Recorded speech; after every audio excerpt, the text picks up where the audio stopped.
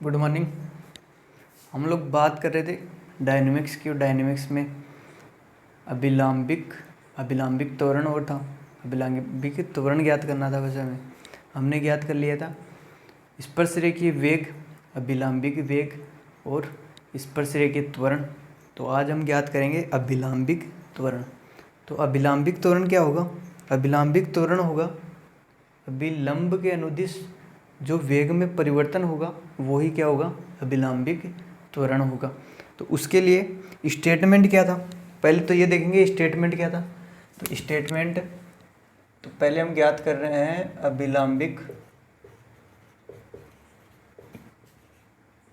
अभिलंबिक त्वरण।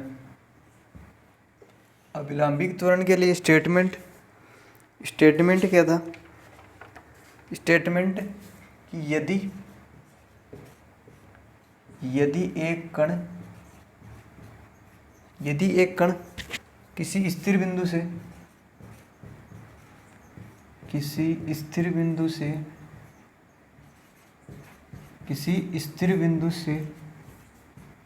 वक्र s equal to F psi पर गमन करता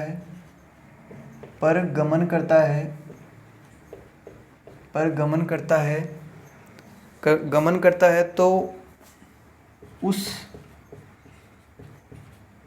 उस के त्वरण क्या गमन करता है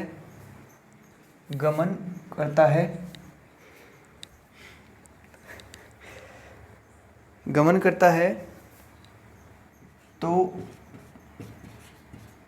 अभिलंबिक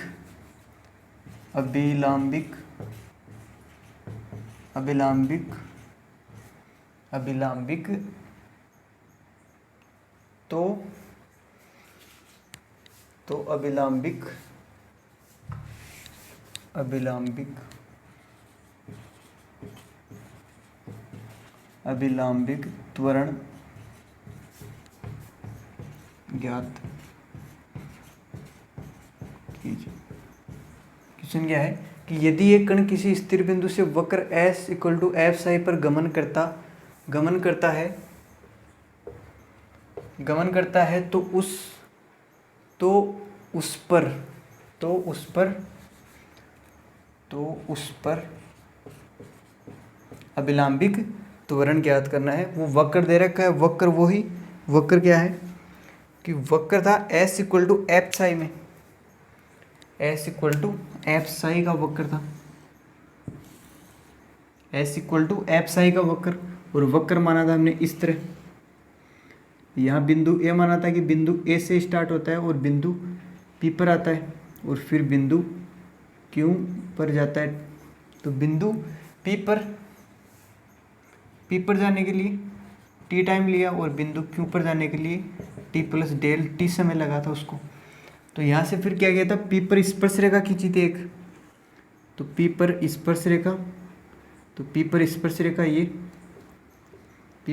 स्पर्श रेखा और ये जो एक्स एक्स के साथ कोण बना रही थी उसको साई नाम दिया था। और फिर बिंदु क्यू पर, तो बिंदु Q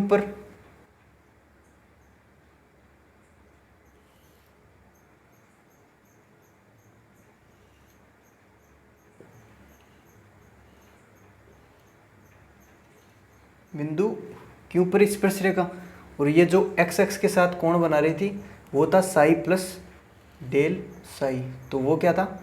Sai plus del psi. तो साई प्लस डेल साई, ये कोण तो था साई पी के साथ। पी की जो स्पर्श रेखा थी वो एक्स एक्स के साथ कितना कोण बना रही थी? वो कोण बना रही थी साई। और क्यू बिंदु पर वो कोण बना रही थी साई प्लस डेल साई। तो यहाँ से फिर हमने क्या किया था? बिंदु पी पे और बिंदु क्यू के लिए हमें कल स्पर्श रेखीय त्वरण ज्ञात किया। तो क्या किया कि बिंदु क्यू पर हमने क्या खींची थी? एक समांतर रेखा, इसके समांतर रेखा। तो इस बिंदु को नाम दे देते हैं, इस बिंदु को कल नाम दिया था बी, शायद बी। इस बिंदु को नाम दे देते हैं बी, इस बिंदु का नाम। तो बीपी के समांतर एक क्यू के रेखा खींची थी तो वही आज खींच देते हैं रेखा।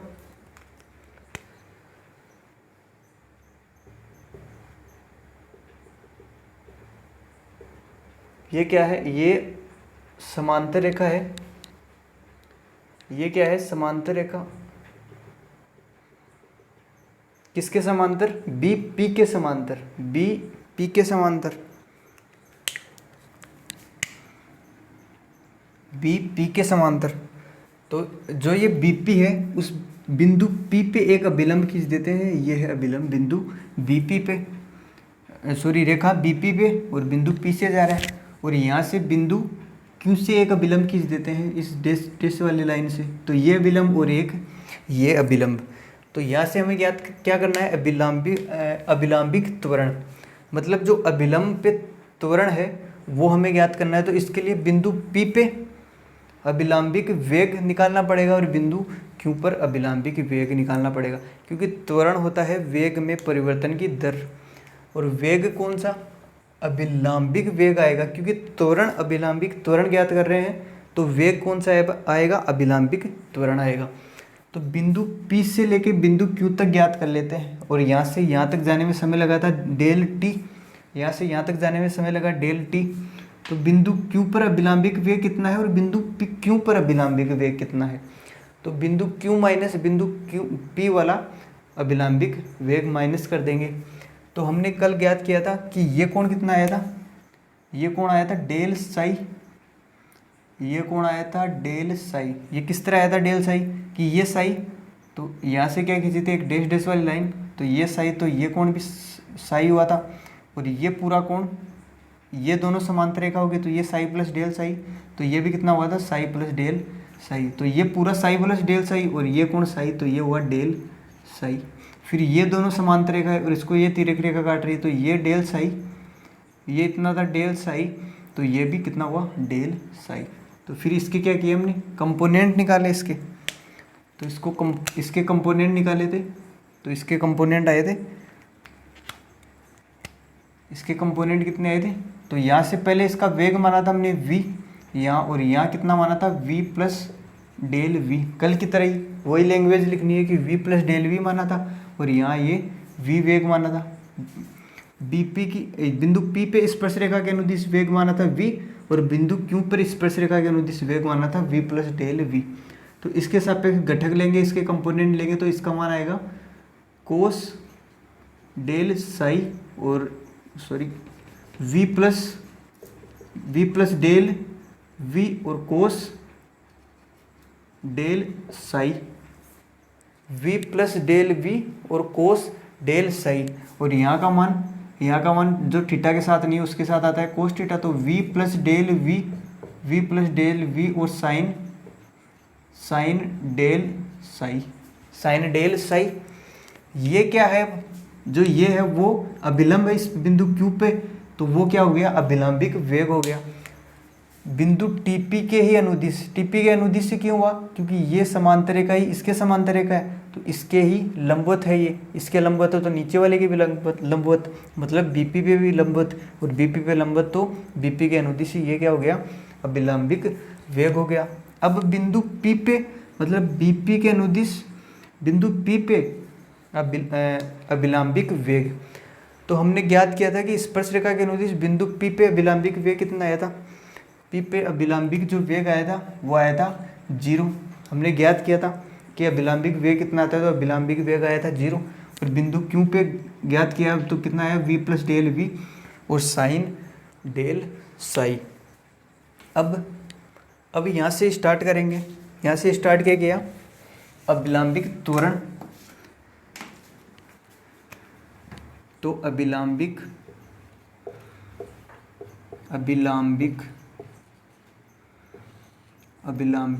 त्वरण, तो अभिलंबिक त्वरण बिंदु P से बिंदु Q तक ज्ञात कर रहे हैं, बिंदु P से बिंदु Q तक, तो हम लिखेंगे कि limit del T tends to 0, क्योंकि बिंदु P से बिंदु Q तक जाने में जो समय लगा है वो है डेल T, तो हम यहाँ लिखेंगे कि BP के अनुदिश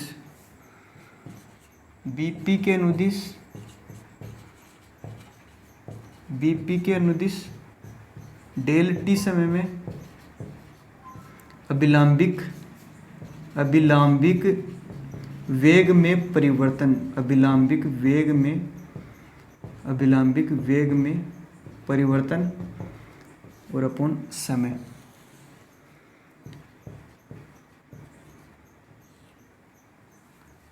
बीपी के अनुदिश ज्ञात कर रहे हैं, इस बीपी के अनुदिश। तो बीपी के अनुदिश ज्ञात करने के लिए ये एक समांतर रेखा खींची क्यू पर, तो क्यू पे अभिलंबिक वेग आया ये, और पी पे अभिलंबिक वेग था 0। तो बिंदु क्यू माइनस बिंदु पी वाला अभिलंबिक वेग, तो बिंदु क्यू पर तो अभिलंबिक वेग ये है, और बिंदु पी पे अभिलंबिक वेग 0 है, और नीचे समय है। तो समय कितना लगा पी से क्यू तक जाने में, पी से क्यू तक जाने में समय लगा डेल टी, तो नीचे समय आ जाएगा डेल टी। तो यहाँ समय आ गया डेल टी। अब इसको ज्ञात करेंगे यहाँ से, तो equal to limit del T tends to 0।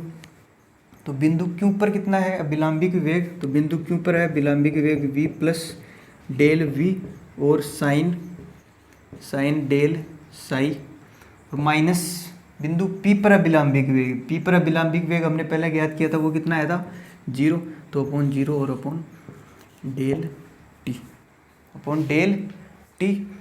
अब यहाँ से इसको गुणा करते हैं, limit del T tends to 0।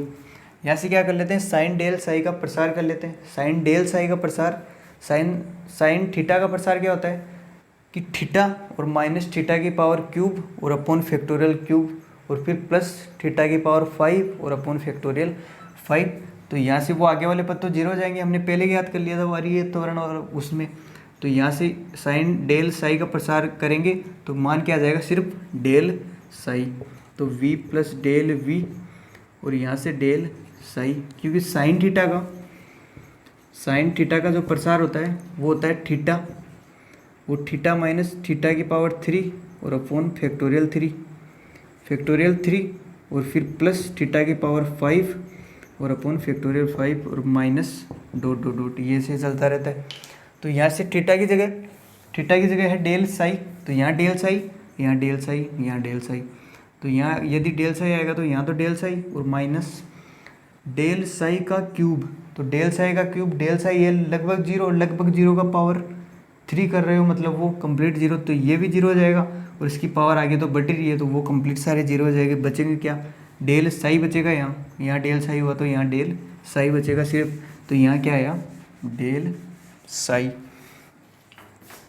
तो यहाँ क्या आया डेल साई और माइनस 0 आई और अपॉन डेल टी। अब इसको गुणा कर लेते हैं, अब इसको गुणा किया तो limit del T tends to 0, v से गुणा होगा डेल साई, v से गुणा क्या होगा डेल साई, तो ये हुआ v डेल साई और प्लस dv से गुणा होगा डेल साई, तो dv डेल साई और नीचे क्या है डेल टी। अब यहाँ से हम देखेंगे कि डेल v है वो भी लगभग 0 है और डेल साई भी लगभग 0, तो इसका मान क्या हो जाएगा, इसका मान हो जाएगा 0। इस पद का मान कितना हो जाएगा 0, इस पद का मान 0 हो जाएगा, तो इस पद का मान 0 हो जाएगा, तो सिर्फ बचेगा limit del T tends to 0 v del psi और अपॉन डेल टी। तो ये कितना हुआ डेल टी। अब इसको आगे सोल्व करेंगे, इसको आगे सोल्व करेंगे, अब इसको आगे सोल्व करेंगे, तो इसको आगे सोल्व करेंगे तो क्या कर लेते हैं, v del psi upon del T, इसको ऊपर नीचे del s upon del s से गुणा कर लेते हैं। वो क्यों कर रहे हैं अभी समझ में आ जाएगा। तो यहाँ से limit del T tends to 0 और v क्या कर रहे हैं del psi upon del T तो है ही, और इसको गुणा कर लेते हैं del s upon del s से। ये गुणा कर सकते हैं क्योंकि ये कट के वापस 1 और वो का वो ही आ जाएगा। तो यहाँ से अब देखेंगे कि डेल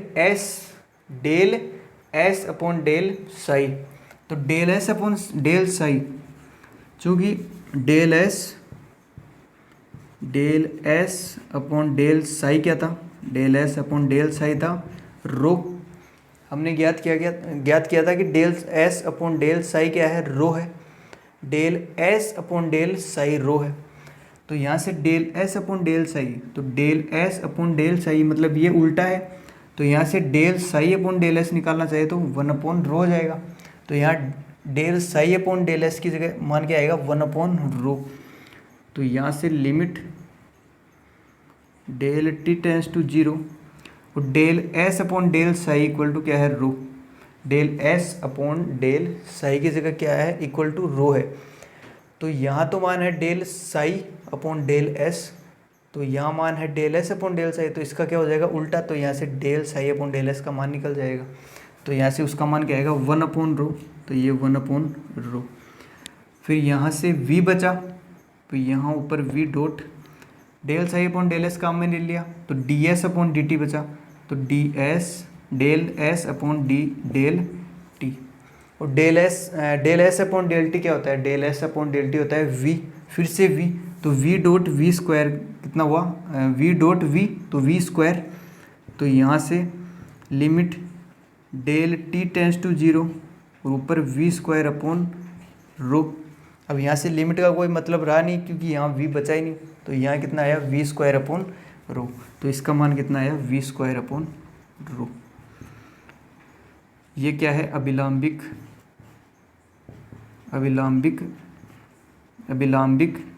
त्वरण। ये क्या है अभिलंबिक त्वरण v स्क्वायर अपॉन रो। एक बार फिर से देखेंगे कि अभिलंबिक त्वरण ज्ञात करना है। अभिलंबिक त्वरण निकलेगा अभिलंबिक वेग से। तो दो बिंदु ले लिए, एक बिंदु P और एक बिंदु Q। अब देखते हैं बिंदु P पे वेग कितना होगा।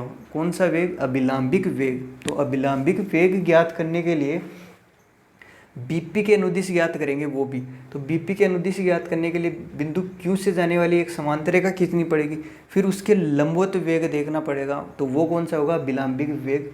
तो उसके बिंदु Q पर अभिलंबिक वेग आया v plus del v sine del psi. वो कैसे आया, घटक ले लिए, घटक से मान आ गया। और यहाँ बिंदु P पे हमने पहले ज्ञात किया था कि अभिलंबिक वेग बिंदु P पे कितना होता है 0। तो ये मान कितना आया 0। तो यहाँ से बिंदु Q पर और माइनस बिंदु P पर, और वहाँ बिंदु P से Q तक जाने में समय लगा था डेल t, क्योंकि वेग में परिवर्तन की दर, वेग में परिवर्तन हो रहा है कितने समय में हो रहा है, तो डेल t समय में।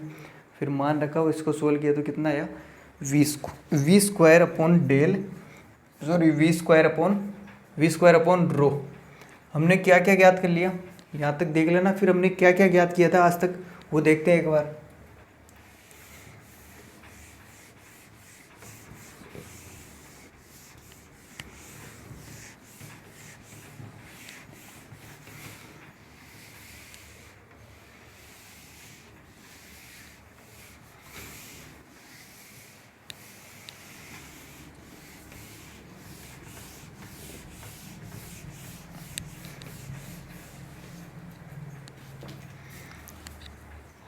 हमने अब तक देखा अरीय वेग, अरीय त्वरण, अनुप्रस्थ वेग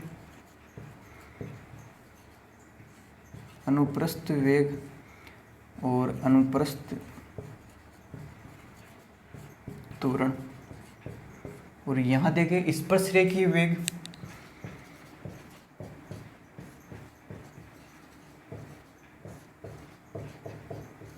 और स्पर्शरेखीय त्वरण,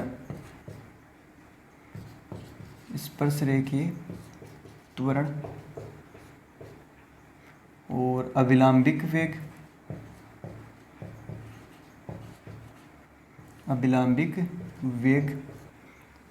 और अभिलंबिक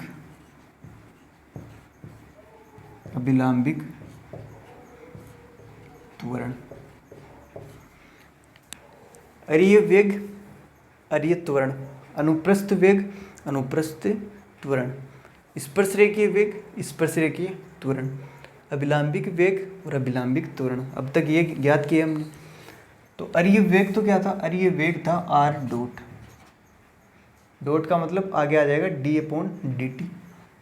तो अरीय त्वरण क्या था, अरीय त्वरण था आर डबल डॉट और माइनस आर थीटा डॉट का स्क्वायर था। फिर अनुप्रस्थ वेग क्या था, अनुप्रस्थ वेग आया था आर थीटा डॉट।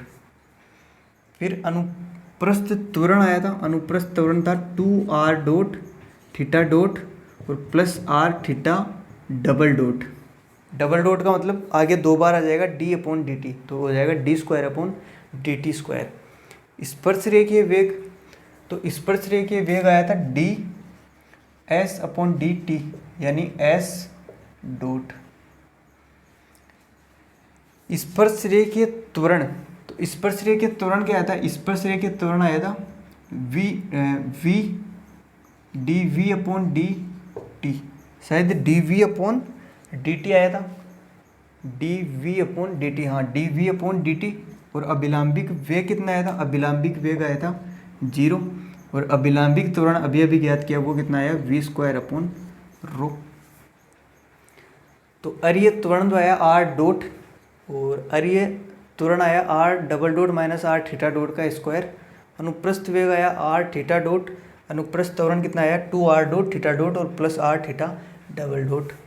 स्पर्शरेखीय वेग आया D S upon D T मतलब एस डॉट, और इसी को क्या बोलते थे, इसी को बोलते थे वी को ही एस डॉट बोलते थे, वी को ही क्या बोलते एस डॉट। तो स्पर्शरेखीय त्वरण, स्पर्शरेखीय त्वरण आया था,